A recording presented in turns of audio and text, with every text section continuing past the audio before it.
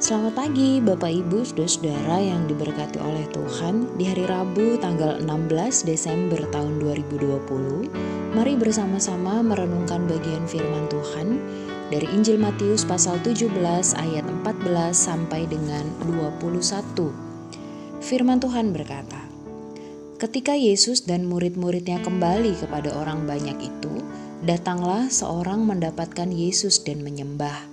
Katanya, Tuhan, kasihanilah anakku. Ia sakit ayan dan sangat menderita. Ia sering jatuh ke dalam api dan juga sering ke dalam air. Aku sudah membawanya kepada murid-muridmu, tetapi mereka tidak dapat menyembuhkannya. Maka kata Yesus, hai kamu angkatan yang tidak percaya dan yang sesat, berapa lama lagi aku harus tinggal di antara kamu? Berapa lama lagi aku harus sabar terhadap kamu? Bawalah anak itu kemari. Dengan keras Yesus menegur dia. Lalu keluarlah setan itu daripadanya dan anak itu pun sembuh seketika itu juga. Kemudian murid-murid Yesus datang dan ketika mereka sendirian dengan dia, bertanyalah mereka, mengapa kami tidak dapat mengusir setan itu? Ia berkata kepada mereka, karena kamu kurang percaya. Sebab aku berkata kepadamu, sesungguhnya, sekiranya kamu mempunyai iman sebesar biji sesawi saja, kamu dapat berkata kepada gunung ini, pindah dari tempat ini ke sana, maka gunung ini akan pindah, dan takkan ada yang mustahil bagimu. Jenis ini tidak dapat diusir kecuali dengan berdoa dan berpuasa. Demikianlah firman Tuhan. Bapak Ibu Saudara-saudara, firman Tuhan yang kita baca dan renungkan bersama-sama pada saat ini mengisahkan tentang sebuah mujizat yang dilakukan oleh Tuhan Yesus, yaitu menyembuhkan seorang anak muda yang sakit ayan. Dalam kesempatan saat Tuhan Yesus ada bersama-sama dengan para murid, maka mereka bertanya, kenapa mereka tidak berhasil menyembuhkan pemuda yang sakit ayan tersebut sebelum Tuhan Yesus melakukannya? Kesempatan ini sekaligus dipakai oleh Yesus untuk menegur para murid, karena ternyata ada masanya kadar kepercayaan para murid kepada Tuhan Yesus itu melemah.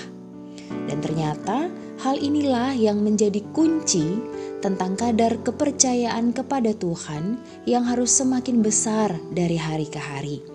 Ketika kita menaruh kepercayaan kepada Tuhan, maka yakin saja masa depan yang terbentang di hadapan kita ada dalam kendalinya Tuhan. Hal yang tidak kalah penting, kepercayaan kepada Tuhan harus juga diwujud nyatakan dalam sikap hidup sehari-hari. Bapak Ibu Saudara-saudara yang diberkati oleh Tuhan, mari mengawali hari ini dengan menaruh kepercayaan kepada Tuhan, meyakini bahwa Tuhan pasti menyertai kita, dan mewujud nyatakan kepercayaan kita kepada Tuhan itu dalam setiap hal yang dilakukan di sepanjang hari ini. Tuhan Yesus memberkati kita sekalian. Amin. Mari kita berdoa. Bapa kami yang bertata dalam kerajaan surga, terima kasih untuk kebaikan Tuhan dalam kehidupan kami. Mengawali hari baru yang Tuhan perkenankan untuk kami tapaki, mampukan kami untuk menjadi pelaku sabda kebenaran firman Tuhan, sehingga kami sungguh-sungguh dapat menaruh kepercayaan kami hanyalah kepada Tuhan, meyakini bahwa Engkau pasti menyertai kehidupan kami dan memampukan kami untuk mewujud nyatakan kepercayaan kepada Engkau dalam setiap hal yang kami lakukan di sepanjang hari ini. Kami lemah dan terbatas ya Tuhan. Oleh karena itu kami mohon hikmat yang daripadamu asalnya, memampukan kami menjadi pelaku sabda kebenaran firman Tuhan. Dalam nama Tuhan Yesus kami berdoa dan mengucap syukur. Amin. Selamat berkarya Bapak Ibu Saudara-saudara yang diberkati oleh Tuhan. Mari menaruh kepercayaan kita seutuhnya kepada Tuhan dan selamat menikmati bagaimana Tuhan berkarya secara luar biasa dalam kehidupan setiap orang beriman. Tuhan Yesus memberkati kita sekalian.